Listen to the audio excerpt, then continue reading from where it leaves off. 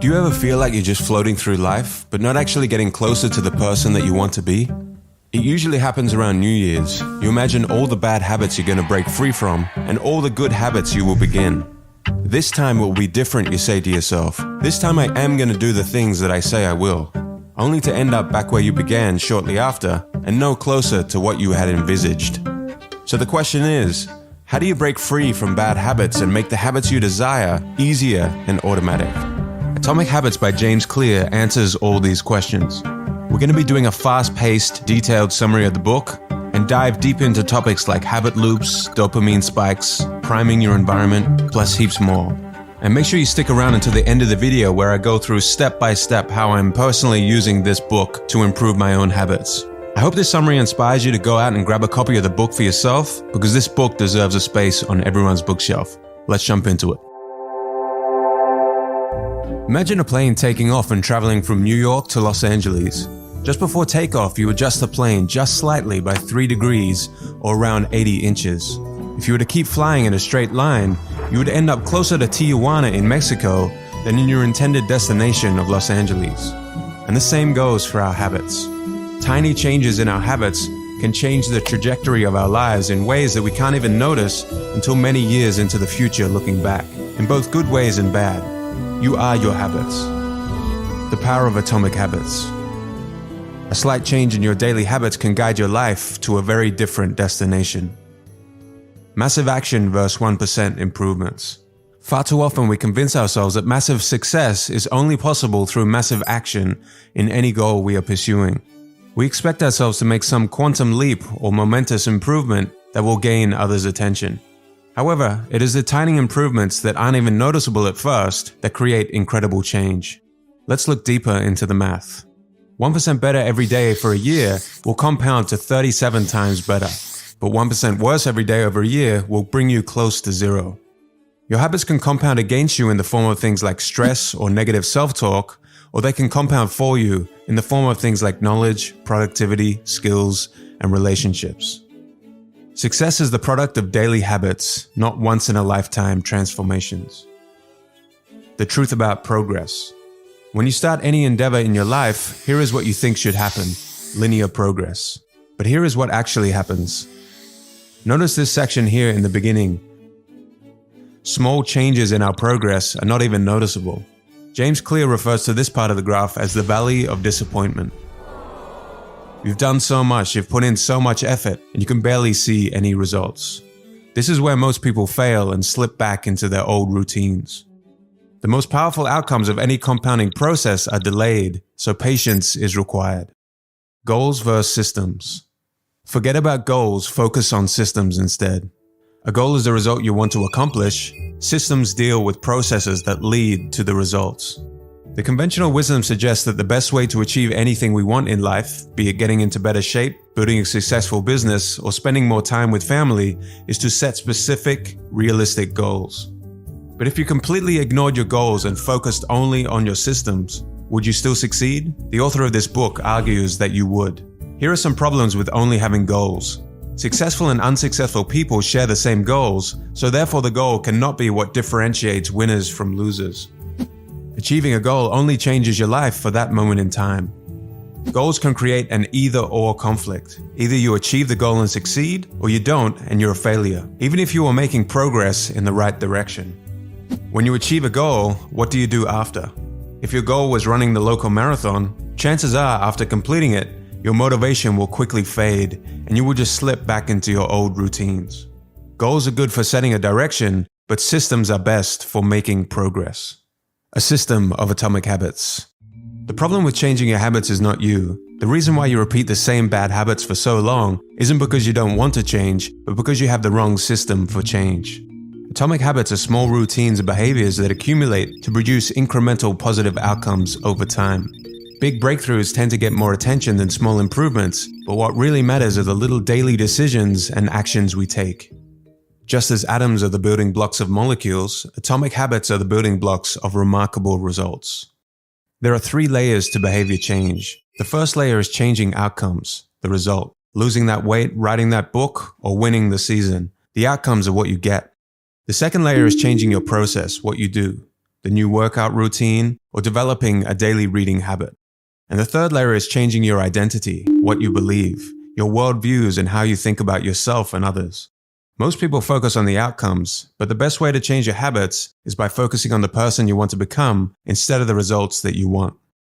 The goal isn't to learn an instrument, it's to become a musician.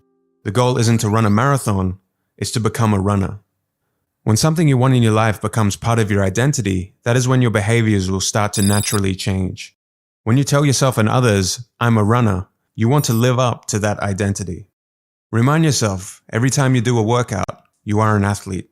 Every time you write a line of code, you are a programmer. And each time you instruct your team, you are a leader. The habit loop. A habit is when something becomes repeated enough times that it becomes automatic. Ultimately, we want our habits to solve problems in our lives with the least amount of effort. A habit is formed and reinforced by means of a continuous feedback loop. Cue, craving, response, reward. The key to creating habits that stick is to create feedback loops that are continuously being improved. Cue, phone buzz. Craving, want to know who messaged. Response, pick up the phone. Reward, solve the problem of who messaged. Cue, mind goes blank at work. Craving, want to alleviate the frustration. Response, check social media. Reward, satisfy the need to feel less frustrated. Over time, rewards become associated with cues. So in this example, checking social media becomes tied to your mind going blank at work. And then checking Facebook may be the cue to check Instagram, which becomes the cue to watch YouTube. And before you know it, your mind going blank cue has led to 20 minutes of wasted time. And the more you repeat these habit loops, the stronger and more automatic they become. Cues can really be anything: a smell, a sound, a sight, a person, a location. Try to think of any cues in your daily life that are initiating your good or bad habit loops. So how can we influence the habit loop to work for us?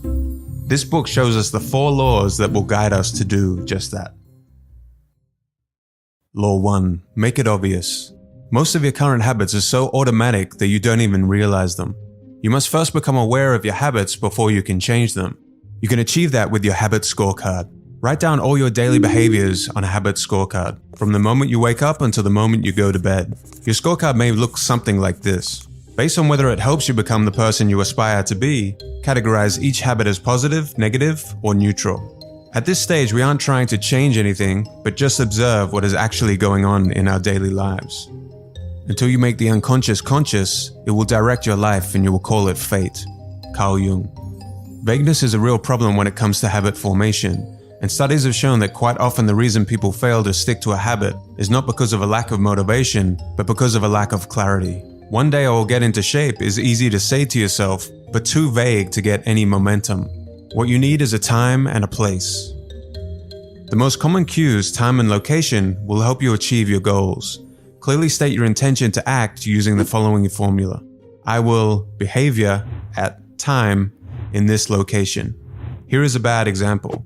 I will read more this month. Here is a good example. I will read a book for 15 minutes daily at 6 a.m. in the spare bedroom. Another good way to get a habit started is by habit stacking. To stack habits, tie a desired habit to an existing habit according to the following formula. After current habit, I will new habit. For example, after I brush my teeth, I will stretch for 5 minutes. You can stack habits together. For example, after you finish brushing your teeth, you will meditate for 10 minutes and then plan the rest of your day before checking social media. A chain of habits is more likely to be sustained if you practice this consistently. Choosing the correct trigger is essential. You need a trigger cue. Your trigger should be something that you do automatically without fail during your day, such as waking up, turning off your alarm, or brushing your teeth. James Clear tells us in the book that motivation is highly overrated. You can better shape your behavior by designing your environment. We are more influenced by our environment than our willpower or motivation. It's hard to stick with positive habits in a negative environment. Environment is the invisible hand that shapes human behavior. Creating a habit requires you to redesign the space around you to 1. Make it easier to see the cues for the desired habits, and 2. Avert bad habits by making them invisible. If you want to drink more water, make the cues visible and obvious. Place water bottles around the house in places you are likely to see them. Want to read more? Place the book somewhere where you'll see it. And if you want to get better on guitar, Don't leave it out of sight in the closet. Context is the cue. Objects in the environment do not determine our behavior, rather it is our relationship to them that does. Stop seeing your environment as a place simply filled with objects. Imagine it as a place filled with relationships. The couch in the living room is the place where one person reads an hour a night. For another, the couch is where they watch Netflix and eat pizza and relax after work. If your relationship with the couch is a place to relax, then trying to get a work-related task done in that environment may be difficult. Try to make separate zones in your house for different activities. The author likes to use the mantra, one space, one use. If you're trying to eliminate a bad habit, you can only rely on self-control in the short term. Cutting off bad habits at the source is a more reliable solution, and one of the most practical ways to eliminate a bad habit is to make it invisible. Eliminate it from your environment. For example, put your phone in another room for a few hours if you have trouble getting work done. Or put junk food out of sight or remove it from your house if you're trying to lose weight. Law 2. Make it attractive. When we expect to be rewarded, we take action. The more rewarding an action is, the more likely we are to repeat it until it becomes a habit. Hence, the first step to forming good habits is to make them more attractive. Understanding how dopamine affects your body will help you. Dopamine. Our motivation levels are affected by dopamine, a hormone and neurotransmitter. We are more motivated to act when our dopamine levels rise. By measuring dopamine, scientists can pinpoint the exact moment at which craving occurs. It was once assumed that dopamine was just about pleasure, but now we know it's vital to many neurological functions, including motivation, memory, learning, punishment, as well as voluntary movement. The hormone dopamine is released not only when we experience pleasure, but also when we anticipate it. Gambling addicts have a dopamine spike right before they place a bet, not after they win. Let's dive deeper into dopamine spikes. Using social media, eating junk food, and taking drugs are all associated with high levels of dopamine and are highly habit-forming. Think about before going on a vacation. Sometimes the thinking and anticipation of the vacation is better than the actual vacation. Seeing the junk food you desire surges dopamine, not after eating it. Drug addicts increase dopamine when they see the drugs, not after taking them. The craving is what causes us to take action in the first place. Making a habit attractive is vital because it is the expectation of a rewarding experience that drives us to act. Here you can use a strategy known as temptation bundling. The temptation bundling process makes a habit more attractive by combining an action we need to do with one that we want to do. For example, you could bundle watching Netflix, something you want to do, with working out, something you need to do. Temptation bundling applies a psychology principle known as Premack's principle. Developed by Professor David Premack, the Premack principle states, more probable behaviors will reinforce less probable behaviors. In other words, even if you're not looking forward to doing some exercise, you become conditioned to do it because you get to do something else you really enjoy. Group influence. We are continually wondering, what will others think of me, and altering our behavior based on the answer. We are influenced by the people closest to us and the groups that we belong to. If you're trying to build a good habit, one of the best ways to reinforce the habit is to find and become part of a culture where that habit is the norm. If you want to get into better shape, surround yourself with fit people. If you want to read more, join a book club. Primal motivators, the source of cravings. In your normal everyday life, you wouldn't say something to yourself like, I want to eat pizza because I need to consume this food to survive. Surface level cravings are merely manifestations of our deeper underlying motives. And these underlying motives guide our behavior. Here are some examples from the book of underlying motives. Conserving energy, obtaining food and water, finding love and reproducing, connecting and bonding with others, winning social acceptance and approval, reducing uncertainty, achieving status and prestige.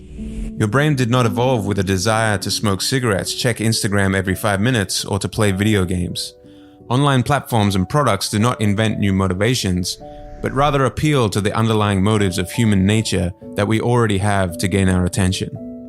Your habits are modern-day solutions to ancient desires, new versions of old vices. The underlying motives behind human behavior remain the same. People who have the underlying motive of connecting with others may jump onto Facebook. Others seeking the underlying motive of finding love and reproducing may sign up for Tinder. If you want to reduce uncertainty, there's Google for that. And seeking social acceptance, there's Instagram. Reprogramming your brain to enjoy hard habits. You can make hard habits more attractive if you can learn to associate them with a positive experience. By highlighting the benefits of a habit rather than its downsides, you can quickly reprogram your mind and make it seem more appealing. For example, fitness equals health and well-being and not fatigue, cleaning the house, an environment conducive to peace of mind and not wasted time, saving money, future financial freedom and not sacrifice. Make it unattractive. To break a bad habit, do the same but highlight the benefits of not doing that habit to make it as unattractive to keep doing as possible. Law 3. Make it easy. How long does it actually take to form a new habit? During habit formation, a behavior becomes increasingly automatic as it is repeated. As you repeat an activity, your brain changes in order to become more efficient at doing it. Long before neuroscientists dug into the process of forming habits, repetition was known as a powerful tool for establishing habits. You activate particular neural circuits associated with habits every time you repeat them. So framing habit formation in terms of time is flawed. It should be framed in terms of number of repetitions. Reducing friction, the law of least effort. The more energy required, the less likely it is to happen. It takes almost no energy to get into the habit of reading one page of a book each day. Habits are more likely to occur when they require less energy. The bigger the obstacle, the more friction there is between you and the desired outcome. If you need to travel 20 minutes out of your way to go to your gym, chances are you will not. But if your gym is located on your commute to work, you will greatly decrease the friction. By making your good habits more convenient, you're more likely to stick to them. Your life will be easier if you find ways to reduce friction rather than trying to solve it. In order to build better habits, we have to find ways to reduce friction associated with our good habits and increase friction associated with our bad habits. Priming the environment for use. By automating or setting up your environment, you can reduce the friction for future action. For example, I will lay out my workout clothes the night before, so when I get up, I can get moving in the morning. Or to prepare a healthier breakfast, place the pan on the stove, cooking spray on the counter, and gather the ingredients the night before. Again, to reduce any friction. Using the 2-minute rule to stop procrastinating. Using the 2-minute rule can help you establish small habits that will lead to success in bigger ones. Find a simple 2-minute version of your desired habit. You want to scale down your desired outcome. Running a marathon becomes putting on your shoes and stretching for 2 minutes. Reading an hour per day becomes reading 1 page. You need to get the routine anchored in place and then slowly build up the difficulty. After you've mastered the 2-minute habit, you can progress to the next phase.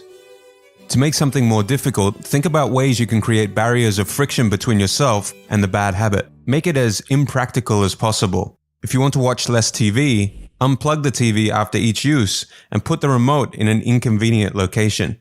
When you go shopping, leave your credit cards under the seat of the car if you have a bad habit of spontaneous spending. Do anything you can to make your bad habits less likely to occur.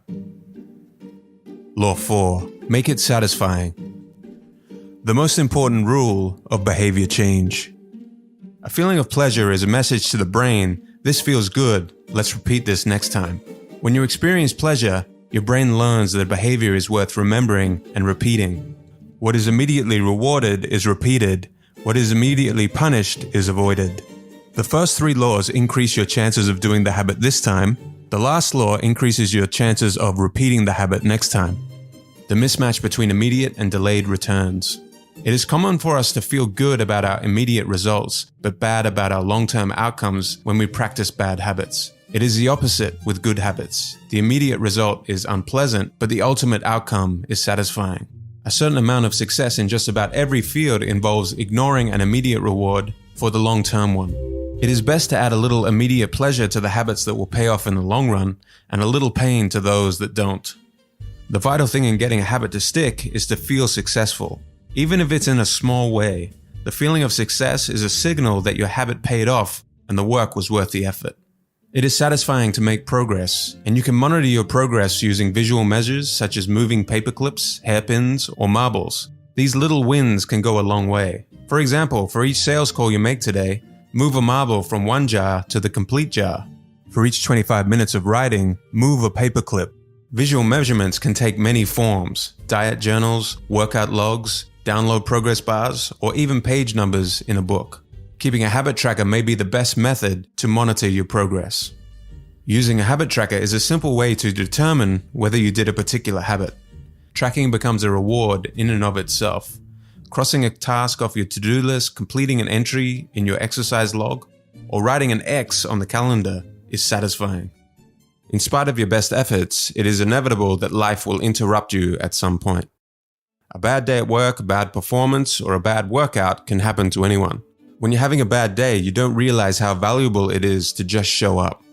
Lost days hurt you more than successful days help you. Don't break the chain. Every time you cross a day off your calendar for a given habit, you are creating a chain. Showing up is so important. Missing 2 days or links in a row is the start of a bad habit. Even if you usually do 50 push-ups, just do 10 on that given day if that means not breaking the chain. Breaking a bad habit. Make it unsatisfying. A behavior is less likely to occur when pain is immediate. Being held accountable by a partner is a good way to keep your desired habits in check. We all want to be liked and respected, so we would rather just avoid the punishment that we will be held accountable to. For example, I owe you $10 every time I miss a workout, plus the respect I lose for failing to do what I said I would. Your behavior is more likely to be influenced by concrete and immediate consequences. The habit contract. You can create a habit contract to hold yourself accountable, just as governments use laws to hold citizens accountable. You can create a habit contract either verbally or in writing, which makes it clear that you will honor a particular habit and there will be punishments if you do not. You can then use your accountability partners to enforce this contract. Okay, so it's one thing to read a book, but another to actually apply it to your life. So I'm going to try and visually represent how I've personally been using this book to build systems around my habits the past few months. After you guys read the book, maybe your approach will be different than mine or much better. Or maybe there are some parts that I completely missed or could improve upon. So do let me know in the comments below. The good habits I wanted to develop were more consistent workout and reading routines. The bad habit I wanted to eliminate was becoming distracted and over-consuming social media. First, I completed the habit scorecard. This gave me a good idea of habits I could try to eliminate. But more importantly, it gave me an idea of daily habits I was already doing that I could stack my new habits with. Ultimately, when you find the habits you want to work on, you want to be pushing the desired good habits towards this side of the spectrum and the bad habits towards this side. For the working out habit, the first step was to make the cues more obvious, and I had a few tools that I could use from the book. In this case, I used what James Clear calls the implementation strategy. So I will work out at 6 a.m. in the living room. Next, I tried as best I could to design my environment conducive to this new habit. I took my dumbbell set out of the closet and I put them in the living room. I also found a few pictures of healthy physiques on the internet and put them in places around the house as cues that would remind me of the habit. Next, I moved on to the craving phase. So to increase dopamine and motivation, I bundled the workout with listening to some of my favorite podcasts, and I also implement reprogramming of the brain. So I tell myself repeatedly, I don't have to do a workout, but I get to build strength and a healthier body.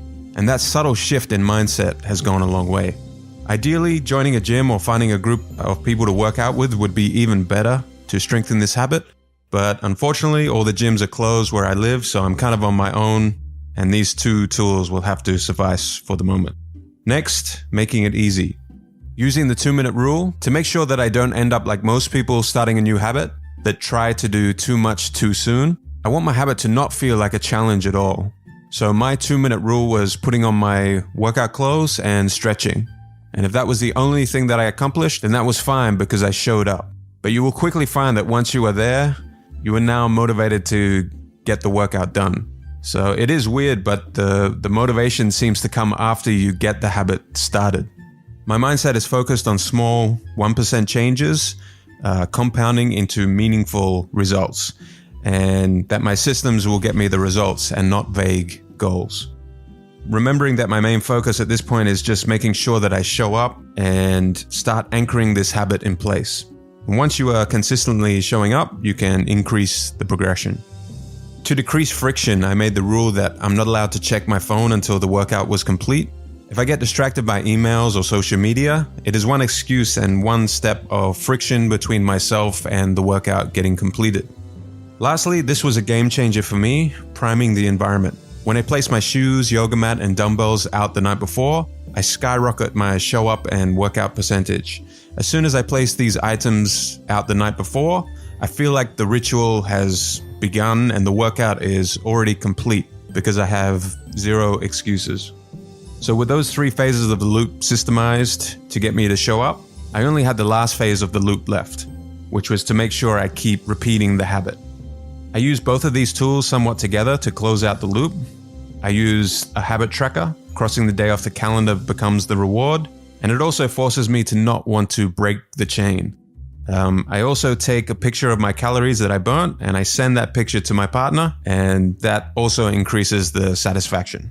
Mindset-wise, I begin with identity, and I remind myself after each workout that I want to become the kind of person that enjoys fitness and doesn't miss workouts. I don't put all my focus on outcomes such as I want to be 10 kilograms lighter by such and such a date.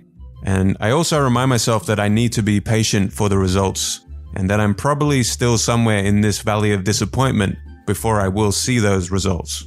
I went through the same process with the reading habit with a few minor changes. So I used the habit stack. After making a coffee, I will read for 90 minutes. So making a coffee was my trigger cue for reading.